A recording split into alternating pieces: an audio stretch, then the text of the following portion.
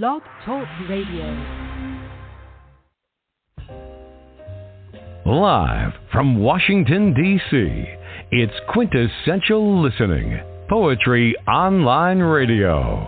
QLPOR, as it's widely known, features a bevy of poets, spoken word artists, and live poetry readings with best-selling authors.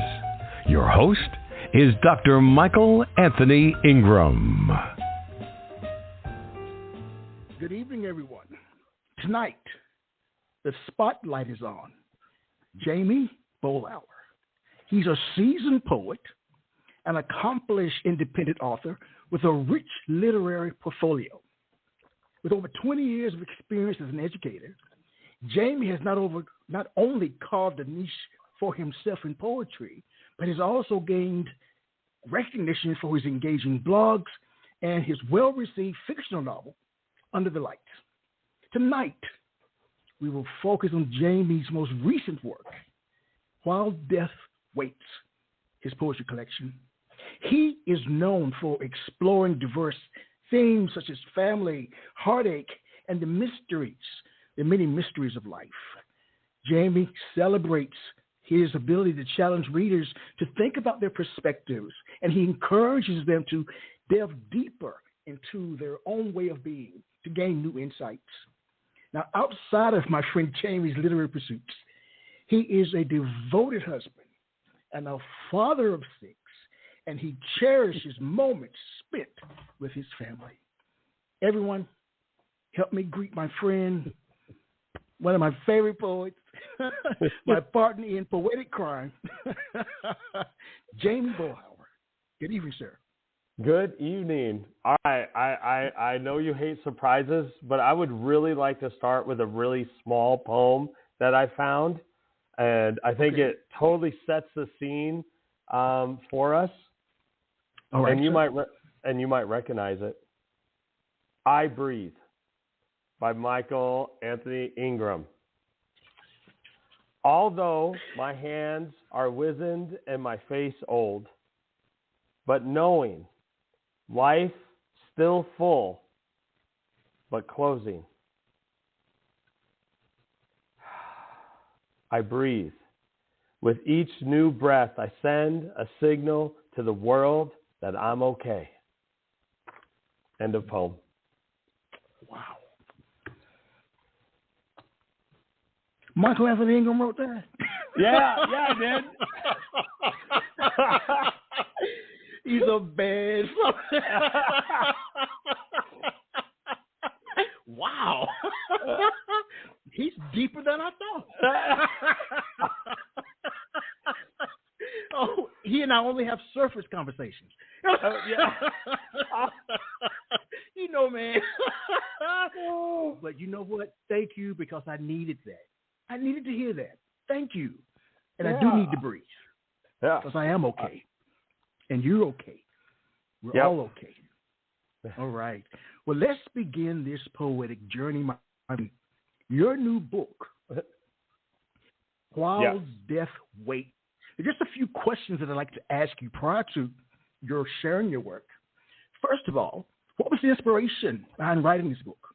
Oh, well, the first, the major inspiration and the title of the book is actually the title of the first poem in the book, and it is centered on actually, I didn't know it at the time. You know, that's what life is about sometimes. But my mom was in the hospital, and we had rushed, home to see her, and spent a couple of days, and some family was there, and she got released from the hospital and everything. And as, traveling home, I was just trying to come up with a way to describe the feeling that everybody was having, and you could feel it. It's one of those times, whether it's the excitement in a game or something, like you can feel the energy or whatever. And that just kind of the phrase of, or the image of death just kind of waiting for her, yes, but actually this kind of knowledge, realization that it waits for us all. And once I had the phrase "while death waits," then it actually just, the poem itself is kind of a narrative or snapshots of those couple of days when she was in the hospital, and which would end up actually being the last time I saw her, which I didn't know at that time. So the other inspiration, though, I was sitting there, I was going like, man, I have not released any poetry in like 3 some years. Wow. I had released a short story collection of spooky like stories and stuff, but and I looked, and for this book, I had close to like 300 poems that I could have included in it, and so it was actually a challenge to get it down to only like, I don't remember, I think like 56 or something like that. So I was just like, it was like time, it felt like I need to get some of my words kind of out into the universe. Yes. So. Wow, thank you. I want to go back to the title, While Death Waits, because I had an image of Death just standing on the corner looking at his watch or her watch, and tapping it. I don't know why that came to mind. Just tapping on his watch like, Yeah. I'm 15 minutes now. Yep. I'll come and get you. That's my image wasn't on the corner. It was actually out in the hallway. Like that's what I. Oh, really? Yeah. And that's what is like. But he, was like, well, it wasn't time. But yet it was, he was there, or standing out, but yet wasn't coming in. Right. And so it just had that image. And after I've gotten the poem written and the book out and stuff, and as we deal with our own grief and other things, honestly, to a degree, we're all living our lives, and death is, kind of just like, okay, I'm here, and it kind of has been spurring me a little bit to, it's a cliche, but cliches are cool sometimes, to try to do better and be more fulfilled and, connect with people and stuff like that. Does grief have an end point? At the moment, no. I don't think it ever does, actually. Yeah, it's different. It ebbs and flows. It feels different. Yes. Yeah, but there's these sparks, and I think you'd recognize, just something might strike a memory or something, and I wrote a blog, obviously, after my mom passed away, and I said in the blog, and I still hold that to be a little bit true. It's not the hardest part is that it's not that they're gone and stuff like tomorrow. It's like they're gone right now. Like the story for them has ended, and there's nothing. They're not here right now, and that challenges me sometimes. It just randomly, because I'll, just sending text messages or something, along that line, and it's like I don't do that. I send a text to my dad and see how he's doing, but it's different. It's different. Yeah. Oh, it's different. As I had an opportunity to look at the cover of your book, tell me about the process for creating it. Describe it to me. All right. So this is actually a collaboration. I had an idea, and my first idea was black letters on a black background, and I kind of did a rough thing of that, and I'm like, this just isn't very good. And my second son is into graphic art and photography and does all this stuff. So I sent him the idea, and I said, this is my look at it. And I'm like, this is horrible. I know it is. And he came back with a little bit of the kind of granite, but it's actually kind of smudged. It's kind of the white on white with the black shadow.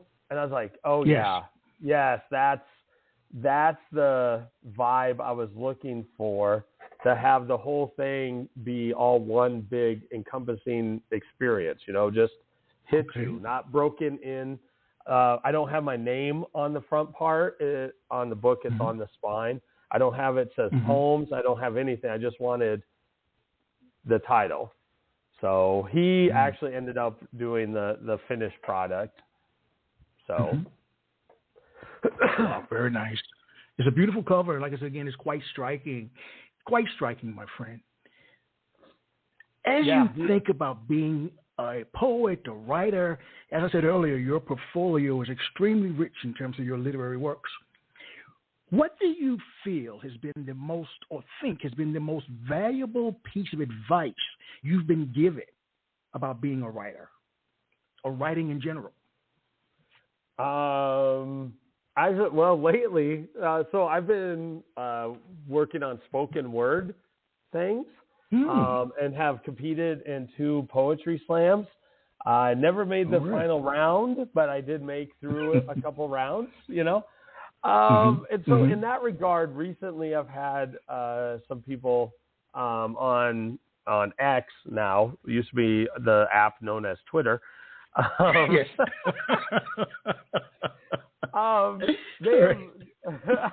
They have been very honest and helpful with me in my delivery. And so I have just been very grateful. And there's been a couple times they've been just strikingly honest, like, that's not good. That's not a good way to deliver a poem. And I'm like, okay, I agree with you. Gotcha. I will, do better with it. So I actually like anything that's pretty honest, because I want to grow as a writer or a poet, and I just like honesty. What made you decide to take on spoken word? What did you want to do differently, or express differently? I still love being on this show. Thank you, buddy. Check is in the mail, man. Check is in the mail. I taught myself, and I think we talked about it last time when we were talking about April 2020, and because there's some poetic forms that I use. So I really delved for not a long time, but a couple years of really trying to strengthen my craft in more classical and modern forms. But my writing, especially my early writing, but also just that expressional, just letting your emotion be a little bit of what dictates the word choice and stuff, has always actually fascinated me. And I just actually had the chance, and I'm like, okay, I'm just going to try this. And so it's not even been a year that I've really focused on spoken word. And, I'm still very rough in that regard. It is an art form. It is its own unique expression and stuff. But I just felt like this is one area I think I would like to try and then grow and see what I can do. All right. So just personal drive. Go ahead. I'm sorry, but what did you say? No, I just said just a personal drive to try something and be good at it. Very nice. Very nice. Very nice. I'm always proud of you, man. You know that. Yeah. I don't care what you do. I'm always proud of you, buddy. Thank you. I'm always proud of you. Okay. You said that you were going to have a new collection of poetry out too, by the way, because that poem that I did start with was from your book quite a few years ago. Yep, 23 years ago. Yeah. 23 years ago. Yeah. I was breathing. Yeah. Well, let's move into the focus of the evening. my friend, fantastic poet, incredible human being, please share a set of poems. Okay. Well, I'm gonna start with the poem "While Death Waits." First off, this is written a little bit in the spoken word, but it uses uses a refrain, and obviously you're going to tell that the refrain is "While Death Waits." So it doesn't have a classic poetic form to it, but uses classic elements like a refrain. While death waits. While death waits, we will hold hands. Yours, smaller now, skin, silky yet blotched, bones still strong. We will whisper memories while death waits, letting our emotions be loud, reverberating in the hall, remembering moments of joy that now outline tomorrow with too many words for us to hold between our palms. The world wants to disrupt the sunlight that bleaches our tear-streaked cheeks. We cannot close the door, but we will laugh while death waits. We are in no hurry. Final goodbyes take time and heart. We will use all of ours while death waits. If we should fall apart, I'll pick up the pieces, place them on your pillow so you can remember the times I needed you to guide me like only a mother can. They will shine like the nightlight you placed in my room. But for now, while death waits, we will hold hands. End of poem. Oh. Okay. As I was thinking about how to put the poems together, I decided to kind of stay a little bit theme-wise. So this next poem is was written a little bit after finding out about my mom's situation and stuff, and dealing with what the possibility could be of the future. And so this poem, again, is written a little bit with spoken word in mind, but it has its own form. And this is called What of a Life? Of a life. What of a minute? Just enough time to say goodbye, make a turn, left or right, kiss a child goodnight, or make a wish on a falling star. 88 heartbeats will take your soul pretty far. What of a life? What of a minute? What of an hour?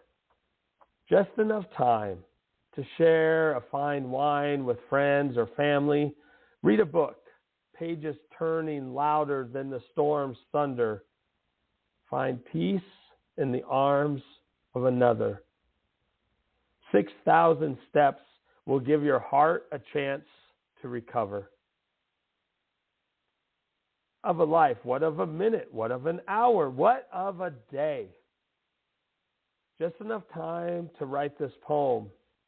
Call your mother at home to battle fears that come with chasing dreams. Share a second bowl of ice cream while watching the sun set from beginning to end. 22,000 breaths will hold all the I love yous you forget to send. What of a life? A minute, an hour, a day. What of a lifetime? Not enough time to dance with your love in the glow of the headlights, nice and slow. Find the right space between the past and the future. Learn to speak love with candor, with fewer filled words. 70 plus years will teach you that the greatest sin is in the moments we ignore. What of this life? End of poem. Oh. All right. Oh. Okay. Last one for this segment. Maybe we'll get some more joyful poems in a little bit. So you talked about mentioned about grief, and it is never ending. This is basically written for spoken word, and this is just basically raw emotion, and you'll be able to tell obviously what's going on. The name of this poem is "Death is Not Pretty." Excuse me. Death is not pretty. It is not filtered lights and emotional music playing in the background. It is a wound that never heals, a scar that bleeds. All the wasted hours that could have been seep between the stitches. Death is the fear in your eyes that once held universes, but death has shrunk them to the size of marbles with cloudy speech bubbles that plead for me to help. Bring back your paperback books and the long walks where we would appreciate the colors of all the front doors and the flowers that held guard on the edges of the steps. Now, I walk alone, never looking up, because death isn't pretty. It is the deterioration of love, like a forgotten Christmas list left in jean pockets that went through the wash. Now, just pointless pulp in my palms. I would say a prayer, but I can't seem to wash the ink stains left on my skin. So screw the movies and the falsehoods of goodbyes.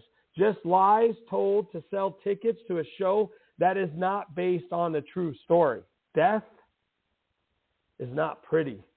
It is a hammer slammed against our picture frames, glass sent in a shower that sounds like my tears turning into accusations against every dream I was given but not allowed to reach. Instead, I'm left watching as death yanked your spirit from the daylight like a weed from the ground. We now stand guard around. The sun warming our necks, the hole at our feet. Not big enough to hold the stories we told around dinner tables, the air filled with a soulful song of a bird sitting on death's shoulder. I swear, I hear laughter between the preacher's words and the sobs of everyone still trying to breathe another breath before death turns us into another forgotten name written in fields no one visits, even with all the plastic flowers, because death is not pretty. End of poem. Thank you.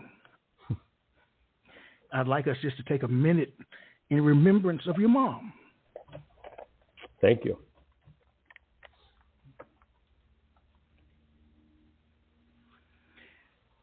Was it your goal to make me cry?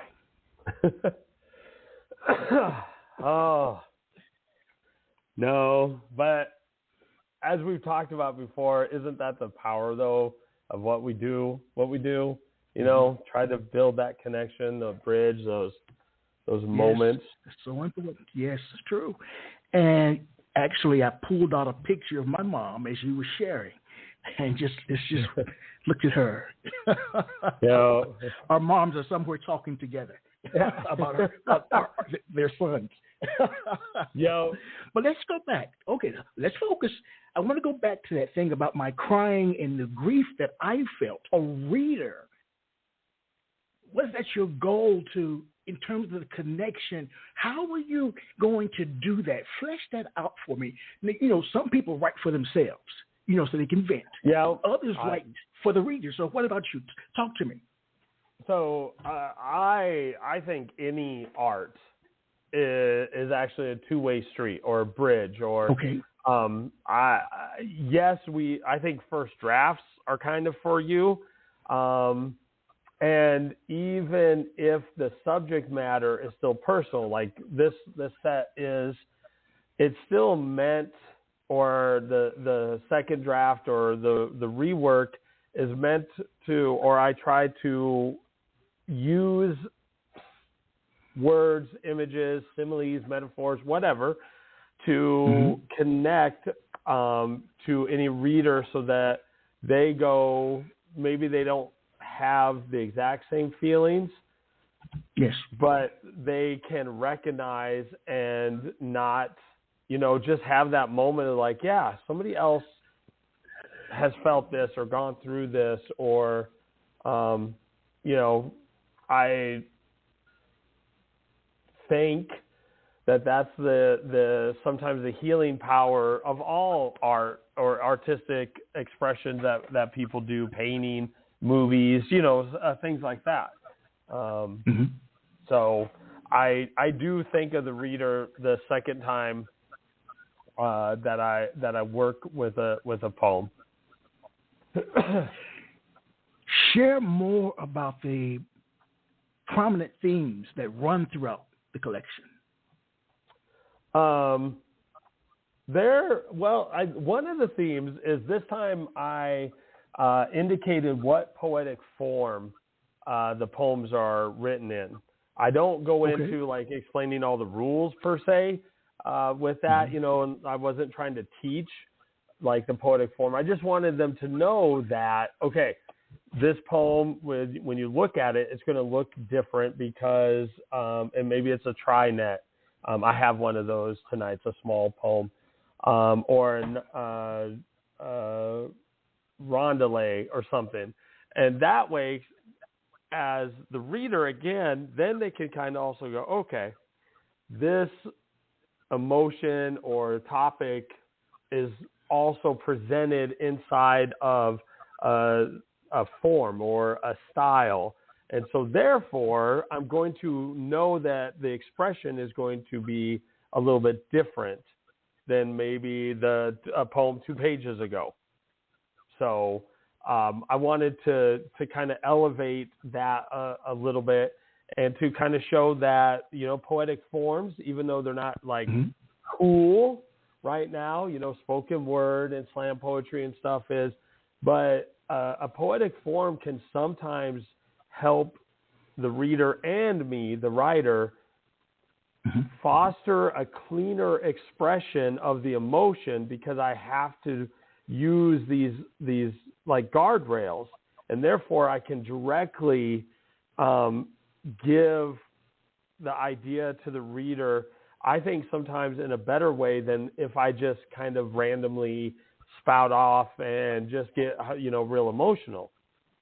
Yes. So that was one of my goals with this collection.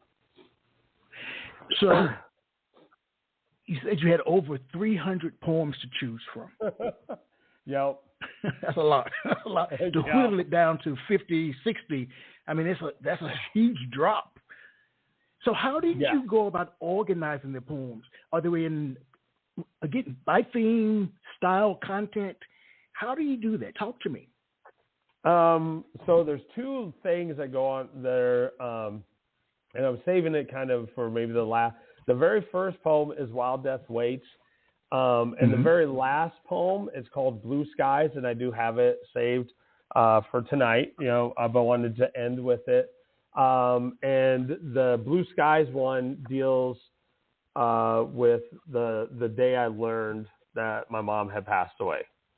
And so those 2 poems, just the moment that I had with her, and then technically, sadly, within the story, we went home on that Monday.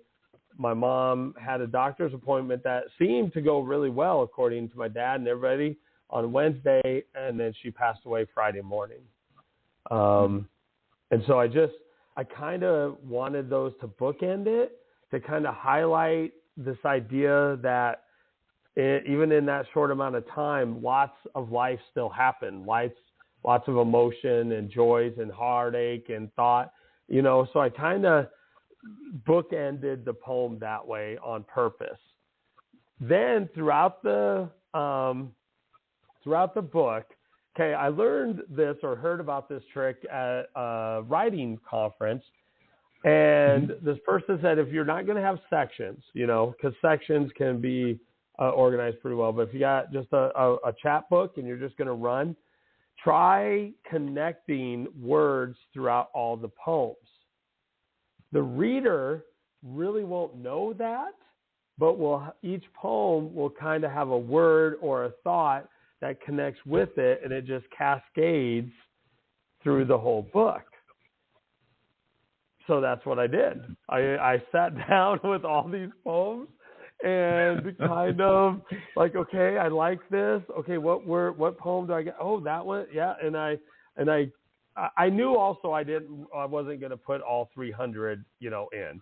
I knew that for, this kind of book, it, roughly 60 poems or so.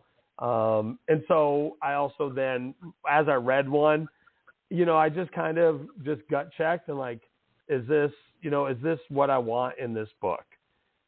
And if my gut kind of said, nah, that one doesn't, then I just put it away, and went on to something else. But I try to cascade these words, for the reader. And, I don't know. It's the first time I've ever put any of my collections together this way. Okay. So I guess we'll see when we, maybe start getting some feedback, what people think. So it's not a collection then, and I'm trying to paraphrase. I'm probably getting it wrong, but so it's not a collection of 50, 60 of your very best poems. It's a collection of 50 or 60 of poems that meant more to you than some of the others. All right. Yeah. Is that it? Yeah. Okay. Yep. And that they kind of connect, or they, kind of flowed with them. And I at the end of the day, every artist is, it is your art, whatever that might be. And so you got to trust your gut sometimes. And, if it's wrong, it's wrong, but I feel very good. I feel very good, very proud of it. I'll probably put another collection together pretty soon because I got so many others. But for this, it's like at the end of the day, I liked the poems that got in. I liked how they flowed, and I can live with that. All right. Jamey, please share some more of your work. Okay, we'll try not to be so sad per se, because I can't guarantee that. That's okay. Be yourself. Stay true to yourself. Yeah. So I'll grab this one because I mentioned this form. It's a relatively new kind of form. It's a very small poem. It's called a trinet, and it basically you have to have 2 words in the first line, 2 words in the second line, third and fourth have 6 words, and then fifth and sixth have 3. If I did that right. Yeah. So anyway, it's a very short poem. It does not have a title, but the poetic form is called a trinet. Love me with nothing but the sadness they left behind. I will shape it into an ocean that we will sail. End of poem. Oh. All right, let's grab. All right, so this one, okay, it's kind of sad, but it's okay. This is a roundelay. It's a French form. I won't go into the rules because the rules are pretty, but you'll kind of hear some of the guidelines for it because it uses a little bit of refrains with it. So this is called This April Snow. The morning starts, coffee maker aglow. Window reveals flurries passing by. A winter wind rattles my ribs, temperature low. No one will notice the ice in the corner of my eye. I smile as I fall apart like this April snow, gently moving down from the steel gray sky.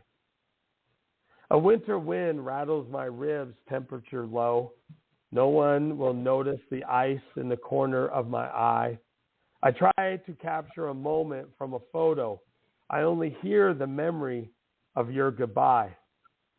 I smile as I fall apart like this April snow, gently moving down from the steel gray sky. I try to capture a moment from a photo. I only hear the memory of your goodbye. The days are now unplanted rows. Loneliness knocks at the door, ready to testify. I smile as I fall apart like this April snow, gently moving down from the steel gray sky. The days are now unplanted rows. Loneliness knocks at the door, ready to testify. My breath says, another love I may never know, or feel the freedom of days in July. I smile as I fall apart like this April snow, gently moving down from the steel gray skies. End of poem. So that one, obviously, you tell it uses a refrain structure and repeats the beginning and end of the stanza. Okay, so this one is totally, and it's also kind of totally supposed to be a slam poem. I am actually, this one is relatively recent, and I do actually hope to use it in competition. So you'll have to give me some feedback on this one. All right, so I'll use it, but yeah, okay. Here we go. So here's my spoken word talents coming up. All right, the poem is called An Open Letter to the Poem I'm Still Afraid to Write. I feel you inside, like a boulder tumbling down a hillside, crashing into the concrete of my consciousness. Every time the muse kisses my mind, your rage burns. Just after each word I write, trying to find a way to materialize in the spaces I leave between my heart and the metaphors.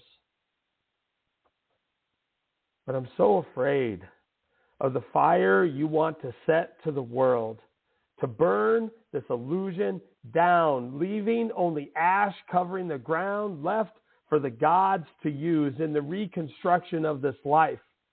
I'm afraid I would not survive such a rage. My fingers blister at the thought of you out of the cage I built by wiring my mouth shut with metal forged in a young boy's heart, wanting only to feel love instead of the loneliness that sat next to him on the bus. My head hurts from the decibel levels your demands reach, pounding my eardrums with a rage that shakes the horizon like a bombardment of bombs dropped from inside my throat. Choking every greeting I try to give like the sketches on the side of my notebooks.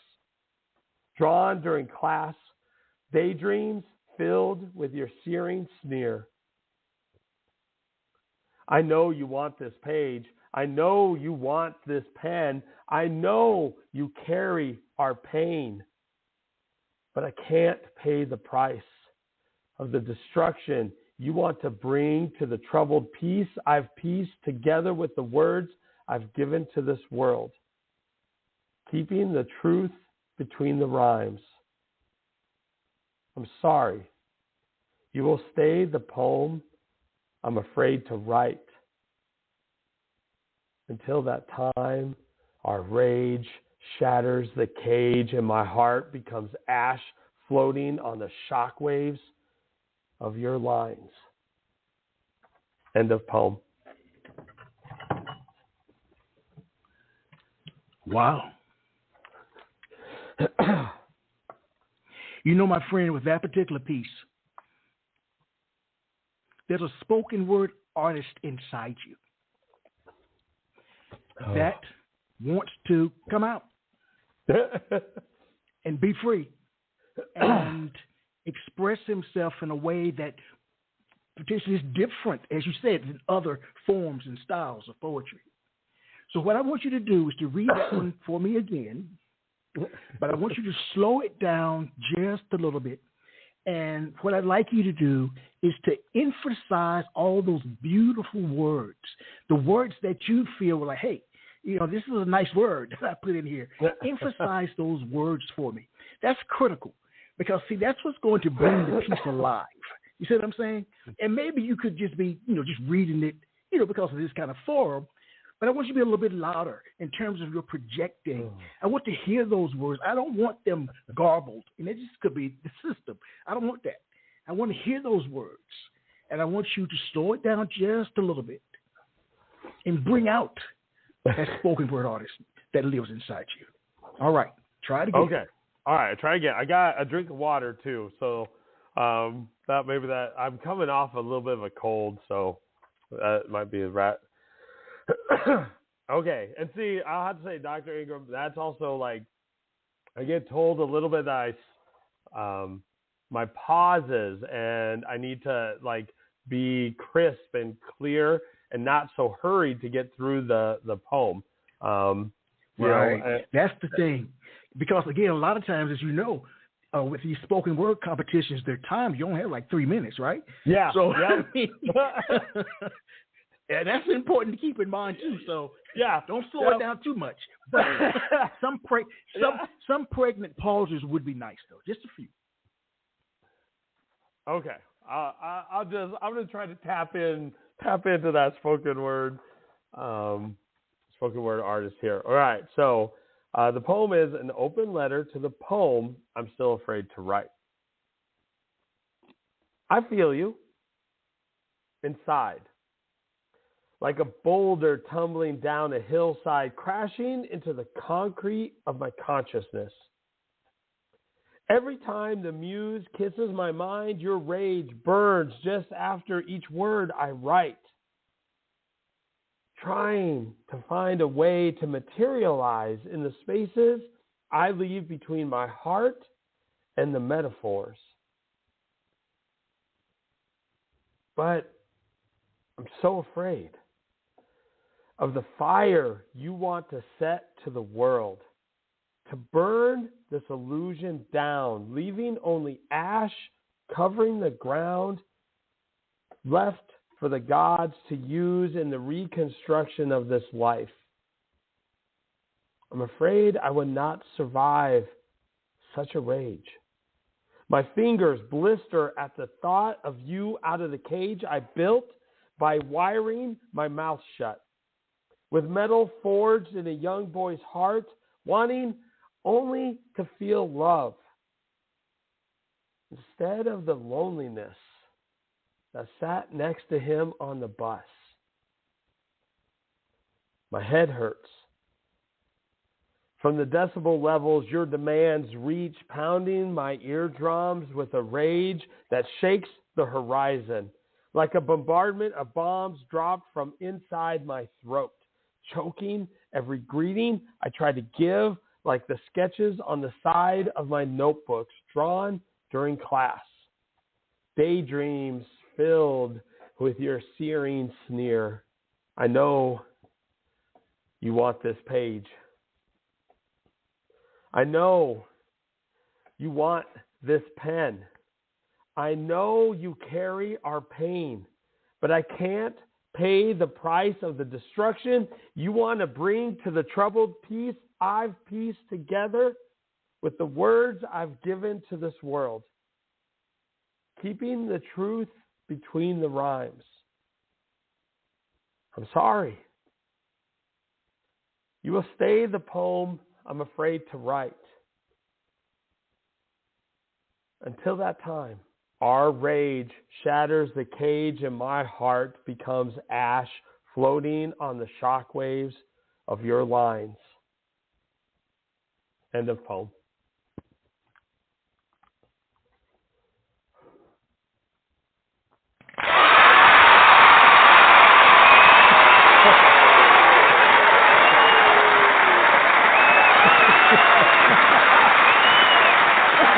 Okay. A live audience? I didn't know you had a live audience. Jamey, that was absolutely outstanding. It really was. And you I was enthralled from when you first said, I hear you. I hear you. Because, see, to me, you didn't read it like a teacher. You read it like a man who's lived a life. You see what I'm saying? Yeah. In terms of those rules of grammar, all of that's embedded. But you read it like somebody who's lived a life and wanted to share about this poem. It was absolutely, absolutely outstanding. All the way. I mean, I was like on every word, like, what is he going to say next? What is he going to say next? You got something, man. Yeah. I'm so proud of you. Yeah. That was great. Yeah. Thank you. Absolutely outstanding. Teams across the board. And obviously, you know, and practicing to do it, like the second time that, I felt like I was trying to let that poem just tickle the edge of what I was doing, you know? Yes. But, and have that tension, have that, like, I don't want you out because I'm afraid, you know? So yes. Yeah. Mm-hmm. Mm-hmm. Oh. Mm-hmm. It was, to me, it was that pull between whether you should, whether you shouldn't, whether you should, whether you shouldn't. And like I said again, I was enthralled from beginning to end. Wow, man. You're good. You really are good. Oh, man, you really are good. I'd be afraid to go up against you because you're good. Again, that's one I want to use in competition. I want to try to memorize it. Memorize it that's too. A good one. That's a great one. Because when you said, I hear you, I mean, that struck me like a boulder, like a ton of bricks. I was like, who is this guy? What is he? Let's take a brief break, Jamey. We'll be right back, okay? Okay. All right, then. Give you a little break.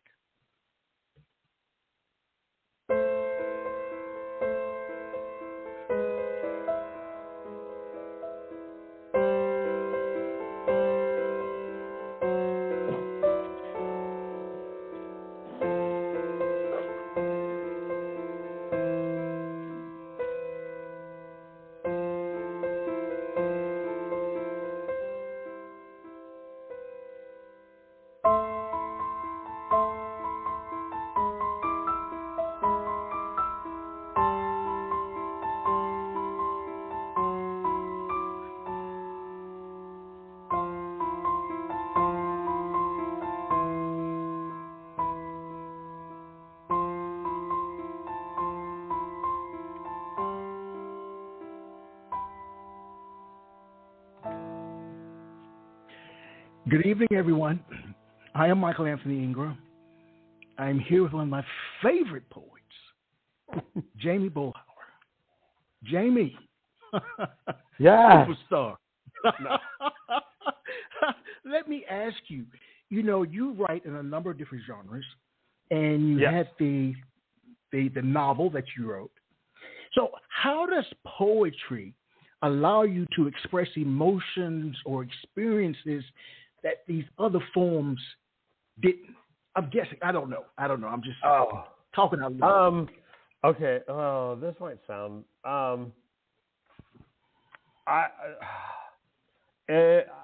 The best way I can explain it, and I have two other novels I've got good word count on. You know, I do blog somewhat regularly. I do like blogging. I can be somewhat poetic. But honestly, poetry and even poetic forms, because I love when I get an idea and I find a poetic form that just like snaps and like puts it together. Like Mm-hmm. It's just that's almost as magical as writing the words the first time, and it's the way poetry to me is the way I view the world. It's the way I think. It's the way I talk. Not totally talk, but the way my heart receives the world. And that's the best way I can kind of explain it. You know, I think if you ask any artist, you know, at the end of the day, I think to a degree, it would just be that's kind of who they are. It's an element of their characteristic or personality that has to be expressed through paint or pencil or sculpting or writing music or, you know, in my case, poetic lines. So do you live your life then like it's a poem? I'm trying, or at least, yeah, or like a prayer. Wow. It's, I've done that for a while, and obviously this year has highlighted it more. Yes. But it's, without getting really complicated, I come from a really rough childhood, and writing was one of the ways that helped me deal with those things.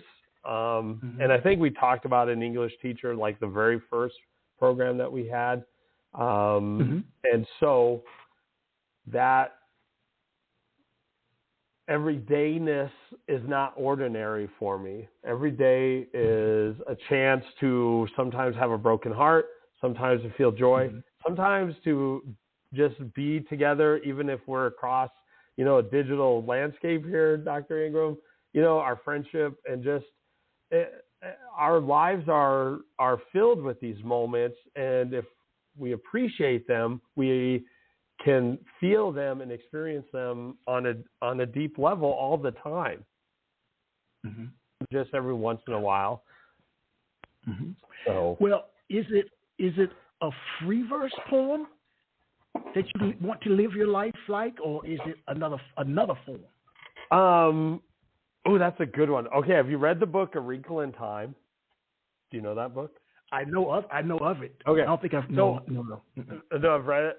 So in there, one of the characters describes our free will in our life as actually a sonnet. You don't have the free will to just destroy people and do stuff, and you have to find how to express yourself well within the guidelines of a sonnet. And in this case, that's the metaphor, and I kind of feel the same way. I think that there are some universal truths that make the world a better place, and if we live our lives inside of that, we can experience grand things. Wow. Jamey, hey, please share some more of your work. You the man. Please share some more of your work. Well, you know what? Okay, first off, I actually am holding your book right now, by the way. I read that poem from the Shelling Beans and Other Collected Poems by Michael Anthony Ingram. Where are we going? Security! There's a wild poet holding an old book. Security. What is he going to do? Okay. Well, all right. I'll get to my poem. Okay, there is one poem that really struck to me the first day I got this book. Yes. All right. And it's to you, it might not seem to be the most poetic, but do you remember your poem, Road Sign to Atlanta? Oh, yes, I do. Yes, I do. Yes, I do. Okay. All right. I really would love to. I can almost see you driving. I can almost be in this moment. And I know there are some other powerful poems in this book. I mean, there are just some great Okay, but this one, the first time I was just like, this is so you. This is deep, and then it's got that humor at the end. Would you do me the honor and talk about the history or like what actually this poem was for you? Well, share the piece, and then I will. Okay. I know because you don't have and it is 23 years old. Yes. Okay. So, all right. Road sign to Atlanta. Caution. Bridge may ice in winter. Read the road sign that I quickly glanced as I traveled. 276 miles south to Atlanta. 276 miles south to my new life. 276 miles south. Caution. Bridge may ice in winter. Read the road sign that I pondered as I traveled. 180 miles south to Atlanta. 180 miles south to a new love. 180 miles south. Caution. Bridge may ice in winter. Read the road sign that I reflected upon as I traveled. 77 miles south to Atlanta. 77 miles south to new friends. 77 miles south. Caution. Bridge may ice in winter. Read the road sign that I contemplated as I traveled 30 miles south to Atlanta. 30 miles south to new problems and heartache. 30 miles south. Caution. Bridge may ice in winter. Read the road sign that I stopped in front of as I traveled. 1 mile south to Atlanta. 1 mile south to my new home. 1 mile south. Caution. Bridge may ice in winter. Read the road sign that I thanked when I turned around and drove away. 276 miles north from Atlanta. 276 miles north from new problems. 276 miles north from heartache. Always remember, road signs rule. End of poem.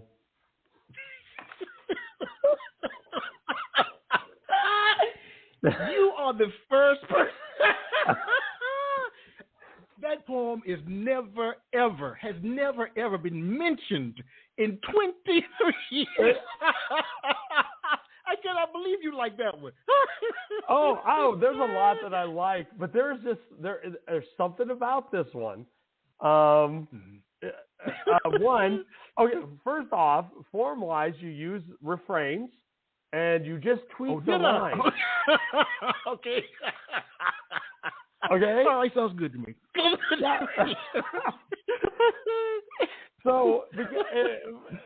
So I know, like, after the Atlanta, there's a different kind of line. There's a different, your new life, a new love, new friends, new problems and heartaches, and so, and then you take us 1 mile, and then you turn around, and I'm all like, okay, what?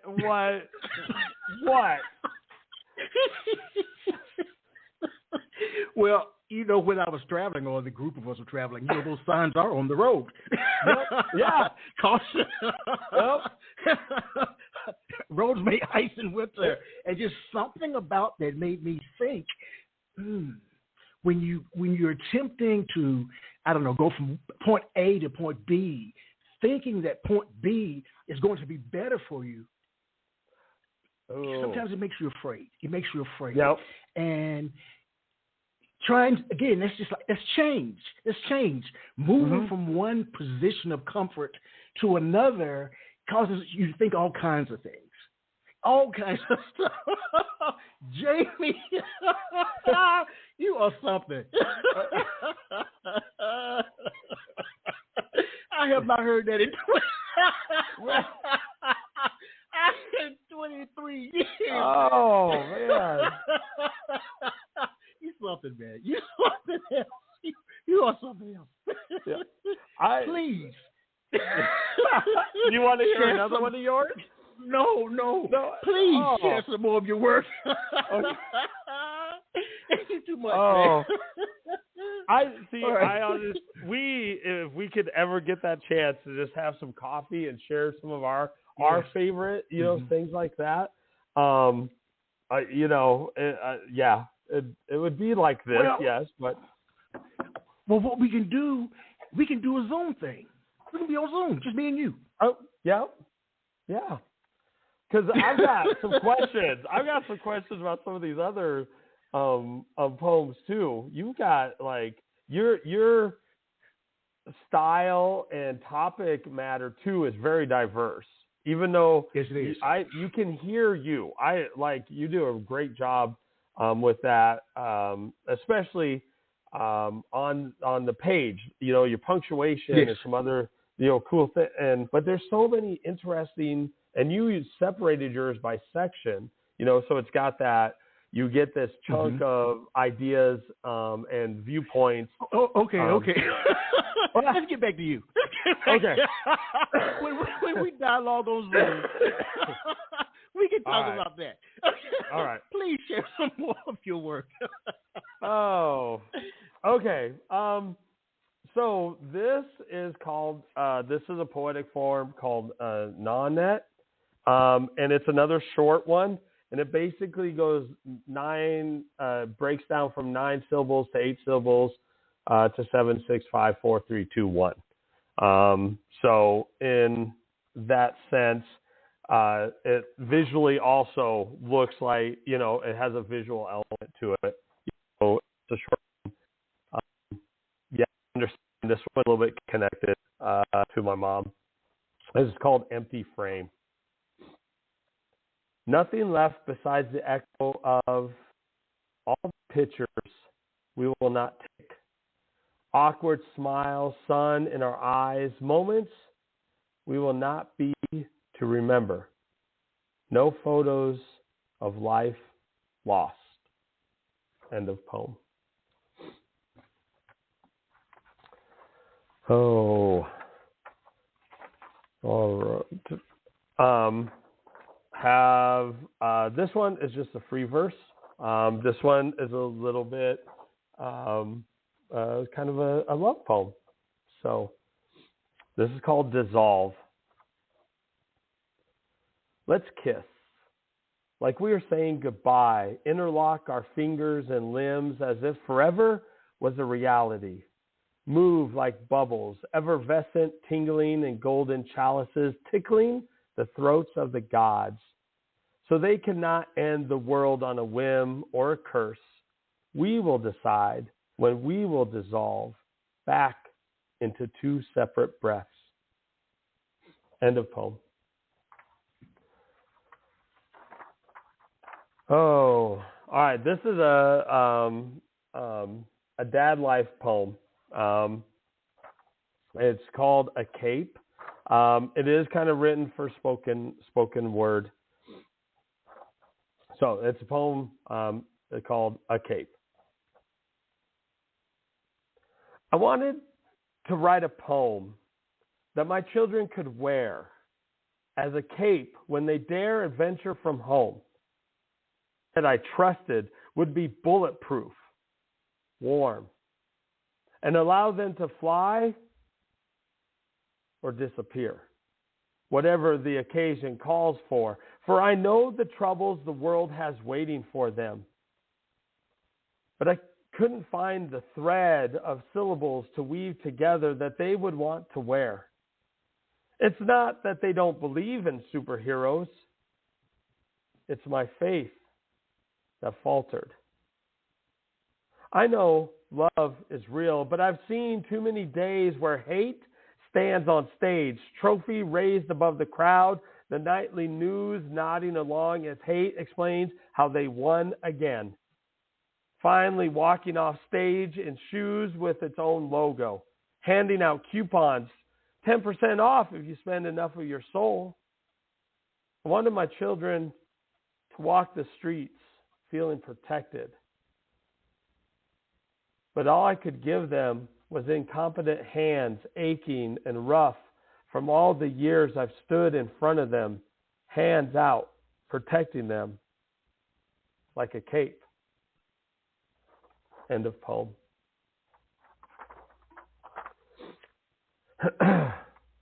Oh, I see we're past the hour time. So here is the poem that ends my book. It is actually a poetic form called the quatrain, and this is called Blue Skies. There were blue skies the day you died. Birds filled the air with their joyful songs. Clouds played tag with the sun's rays. Time raced ahead of our steps as we wrestled with prayers left unsaid. There were blue skies the day you died, distracting us from our empty hands that once interlocked with yours. We stood together, confused and lost, tourists in a new country. There were blue skies the day you died, drawing our attention away from the concrete, watered with tears as we forced our hearts to move one step closer to life. Without you, there were blue skies the day you died. End of poem.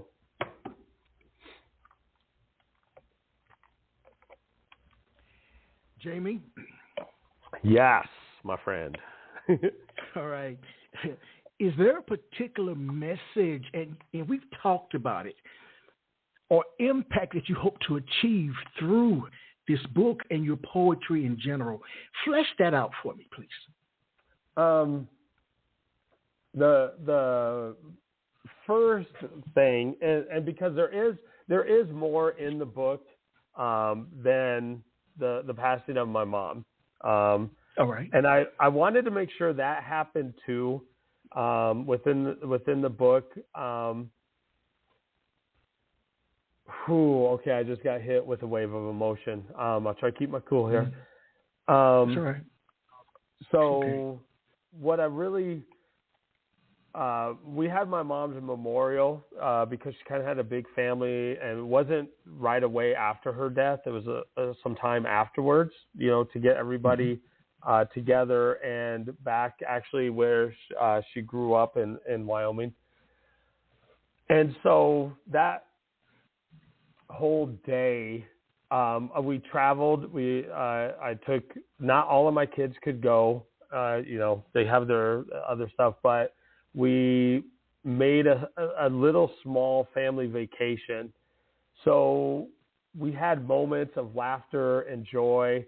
And then during the memorial service, we were all like, you understand, as a memorial service. Yes, I and do. Aaliyah, my youngest, hasn't ever really, that was her first real serious loss of family and of doing a ceremony.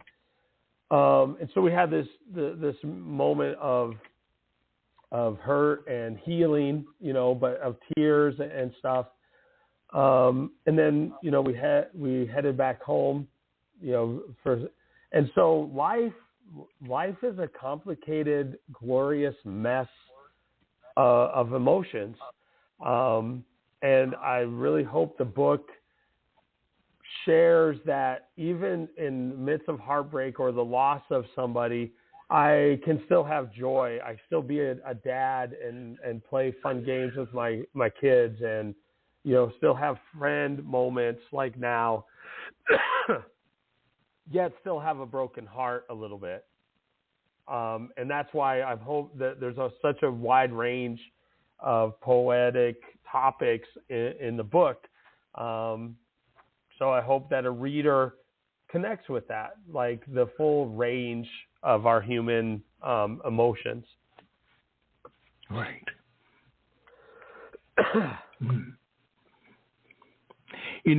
That ties into one of my questions, and I'll ask it anyway. Yep. If you were with someone at a bookstore and they picked up your book, what advice would you give them prior to them reading it?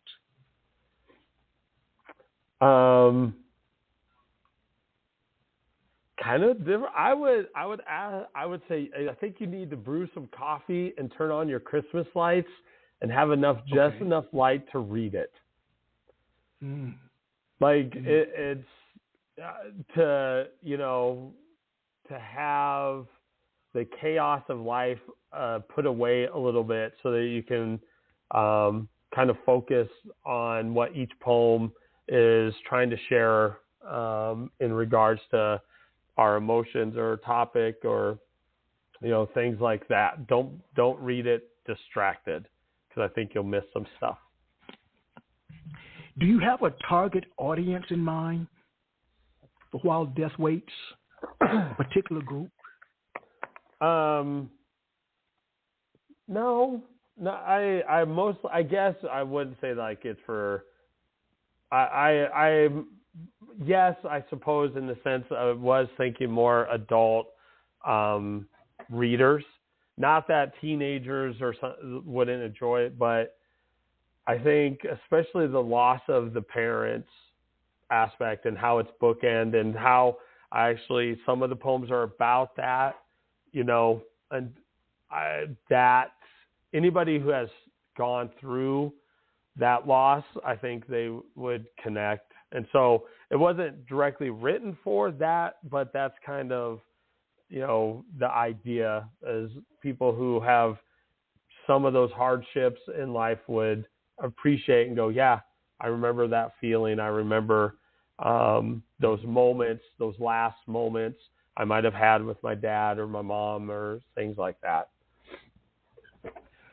Did writing this book, publishing it as well, change the way that you feel about yourself? Alternatively, what did you learn about yourself writing this book? No, I don't think it changed. So really quick backstory. I put the book together. Every month this year, I have done a challenge, meaning each month I have done something. Like when it started out, me and the girls drew a picture every day. We had a prompt and we had notebooks and we drew our pictures. And one month I sent out some emails. I believe you got one. I sent a letter out, just letting people know. Like that month, I was just like, I want to send a note or an email to somebody and let them know, they're important. April wrote a poem, So October came around and had my mom's memorial already. On a side note, not to add to the sadness, but my wife actually lost her mom at the beginning of September. So we have been dealing. Yeah, we have just it's been rough. Her dad is still alive too, doing well. It's just and so October, and I'm like, I haven't put a book of poems out. I'm going to do this in a month. So I got it out by October 28th. So it was a challenge, but what it got me to see, it was like, yeah, I have the poems that have poetic forms, I think do a really good job. My spoken word, I was working on that, and some of them are very unique, and I like them. So in one way, I just like, and it felt right too. It's like I need to get my stuff out there a little bit, and so I was kind of proud. I just was proud that I got that done and out to some people. Oh, very nice, very nice. Where can we purchase the book, my friend? On Amazon. I don't know. Bookstores can get it. It's set up that way. But I get that they, I'm not a household name or anything. But I suppose you could actually request it. But I use the Amazon thing because I don't have a ton of time. And it's actually pretty smooth. And can, like I said, I got it done in a month, got it up onto Amazon within, after they check it, 72 hours. So Mhm. I know it's a little bit limited, but yet everybody knows Amazon too. So that's about the only place. All right, very nice. All right, right now, I'm going to say that. So what's next for you, Jamey, in terms of your creative future? What are your plans? I've had a story, and it's one of the novels I have. The story is of a midlife kind of guy who used to be a poet in college but stopped writing, and has some backstory, and kind of has a moment that the world, like everything falls apart, and we go back. He travels emotionally back into time, but also physically back to his childhood home. And then there's kind of a big reveal to a degree why he fell apart the way he did. And then he starts writing again. So wow, that I'm hoping to have that one ready to go by like February of next February. So we've reached the end of this particular poetic journey. It was a roller coaster. Yeah.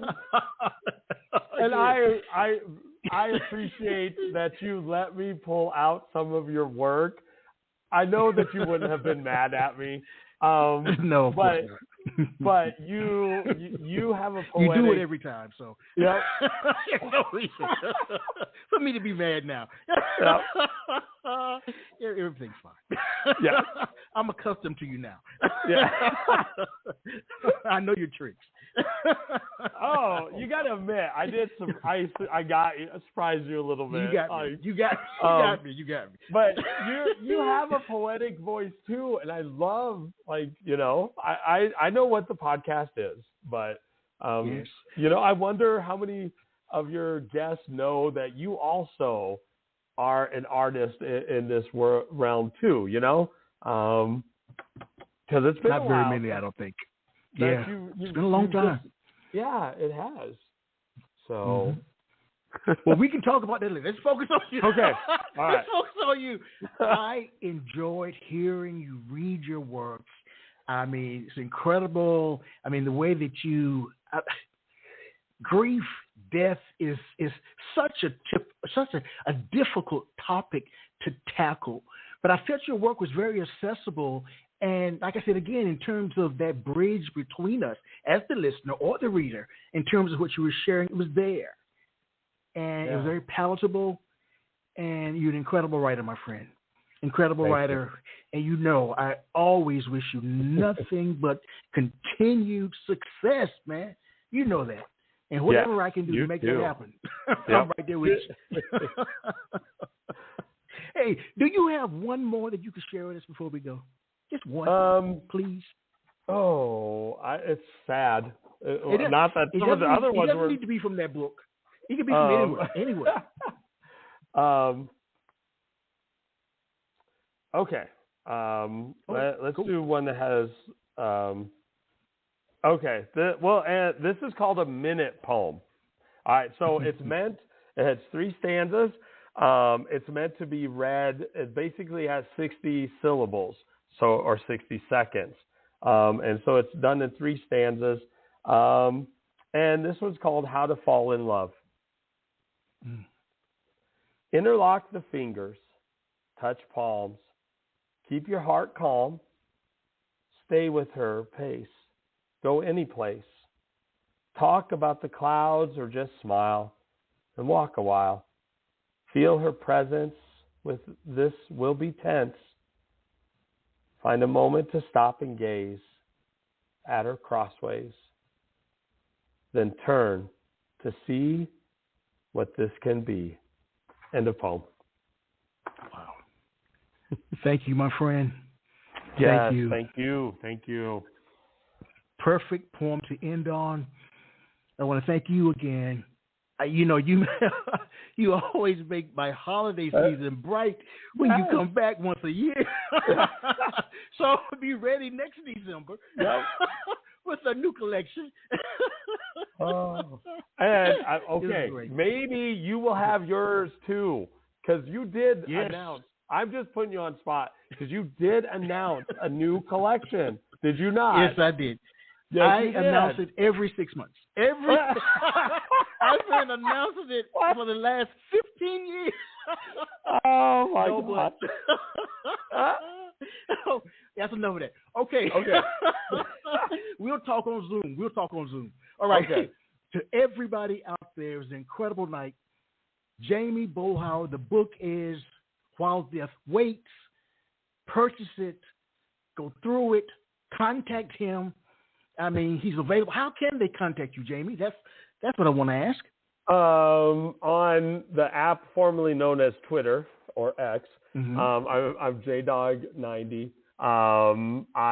My blog is It Is All Connected. If you just Google my name, Jamey Boelhower, my blog actually usually is one of the first couple of hits because I've been blogging for like almost 20 years too. So, wow. All right. Well, thank you. Thank you so much, sir. Thank you. And to the listeners. Thank you. And to the listeners, my favorite group of people out there in the world. Yep. As I share with you every time we're together, let poetry ring somewhere throughout the land. All right, Jamey. All right, good buddy. Take care. Good, buddy. You too. All right. Quintessential Listening, Poetry Online Radio, is available on iTunes, Spotify, SoundCloud, and Stitcher. You can also check out the website at qlpor.com.